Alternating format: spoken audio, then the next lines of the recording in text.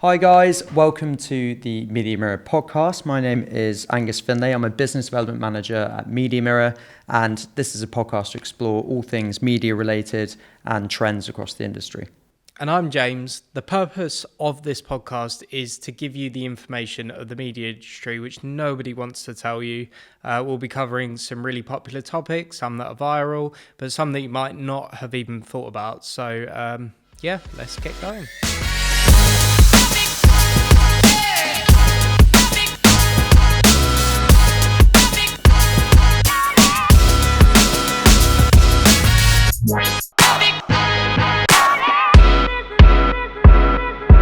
I think something that I wanted to talk about today was AI. Obviously, we know that there's been a surgence in AI in the last couple of years. It sort of feels like it's taking over.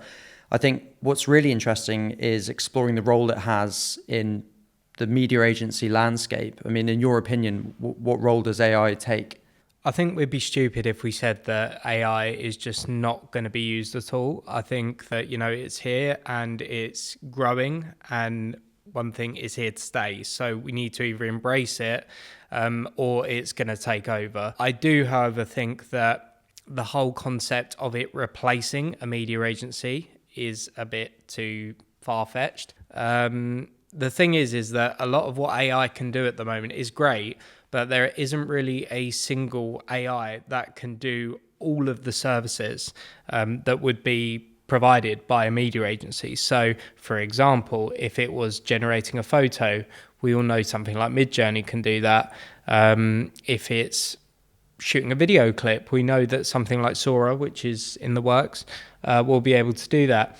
We know if we need to write a script, ChatGPT can do that, but there isn't one that can do everything. And I think that if we start viewing AI and the programs that we're seeing as a tool to help us rather than something that's competing against us, we'll have a lot more success. So it's about having the relationship between being able to generate the stuff, but having someone who has the ability and knowledge to use that to make the products which we're all looking for at the minute, I think.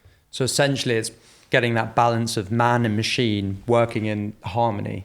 Yeah. Which obviously can be tricky, but I think there's a lot of misconceptions around AI. I think people think that if you ask AI to do something, it's hijacking the creative aspect of things. How do clients typically respond? If you're briefing someone or they come to you and they say, do you use AI? And you go, yes. Is there a negative response? Is there fantastic, you guys know what you're doing? I think that showing you have the knowledge of AI is crucial. And I think from a client's perspective, regardless of what industry they're in, it's exciting, it's new, and they want to use it. I think that it takes a bit of guidance from us to be able to say, we can definitely utilize it, but just being able to say, this is the way that we should be using it. What we're talking about at the minute is pretty current, but say next month, it might all be different. There might be a new one that comes out and everything that we're telling you at this point in time might change. But at this current point in time, it's just about, okay, curb the excitement. Let us tell you how you should be using that in your products. And I think that, again, if we use it as a tool rather than something we're competing against, we're going to have a lot more success and clients are going to be really happy with the products. Yeah, I mean, I completely agree. I know that everyone on social media, you see fake news spreading, which is all AI generated. And I think the media landscape can get a bad name because a lot of products are relying on pure AI stuff, pure AI voiceovers. I mean, do you feel that there's a danger that people are going to think that agencies are pushing out this fake stuff, that if you go to market e-commerce, there's going to be a sense that, you're just going to put in an AI and it's going to be some kind of cheap replica? I think it depends on the use case a lot of the time. I know that at this current point in time, if you're using AI for commercial use, you need to specify that it is AI. And I think that rule is going to be very important. I think you might see the law or the rules skirted a little bit when you're talking about little individual freelancers.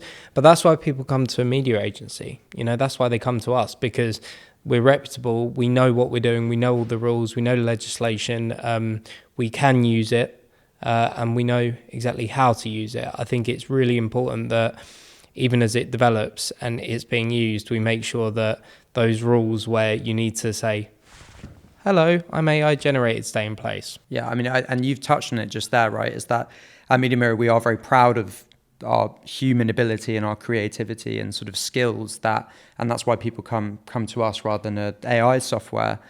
When you're looking to bring someone on board, make someone part of the team at Media Mirror, what kind of skill are you looking for to maintain our sort of brand integrity?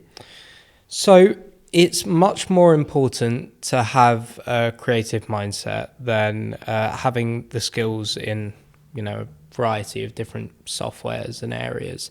That stuff can be taught. And I myself, I'm self-taught. I say that and everyone may say, really? I went to university to study film, I get that.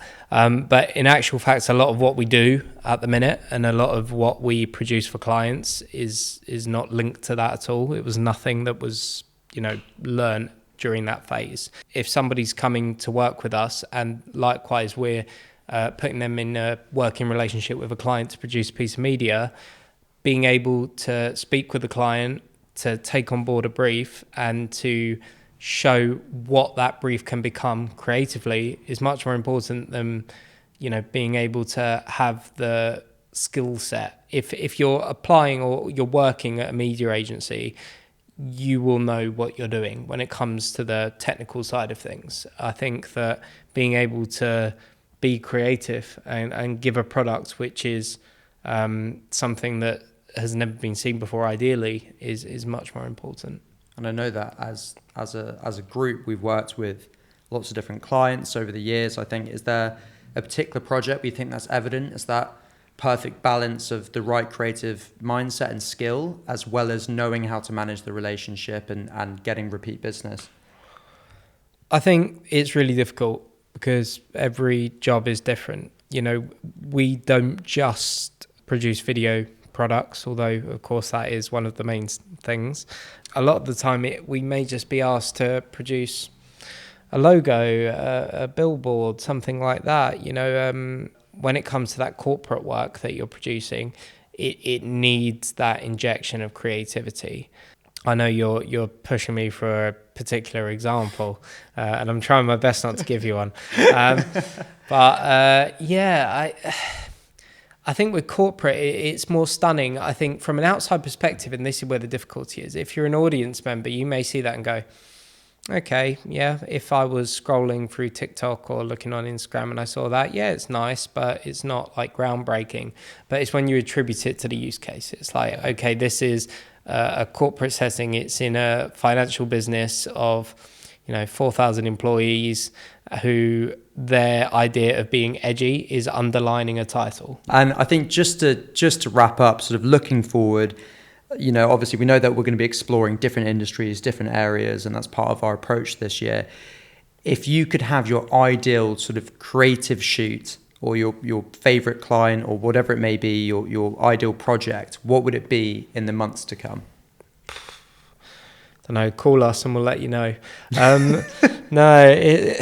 I think anything that just has somebody who wants to break away from what we would consider to be quite normal products, whether that's corporate, whether that's a cafe that wants a video doing, whether that's a restaurant, whether that's anyone really. It doesn't matter what the industry is. If someone's coming to us for a product, be that video or design, and it's just something really new, or even if they have the desire to produce something new but don't know how to achieve it, that's where we can help. That's what I was saying earlier about creativity. I think that it's all great if I said, oh yeah, we'd love to be able to put 5 Arri Alexas on with a boom operator and make sure that we had this amazing backdrop. But that can be just as exciting as something which we produce in After Effects and produce like kinetic typography kind of vibes. It's purely about the idea and how much freedom you have to explore that idea. So yeah, we'll see what comes in. There we go, guys. Our doors are open to everyone. Thank you very much, James.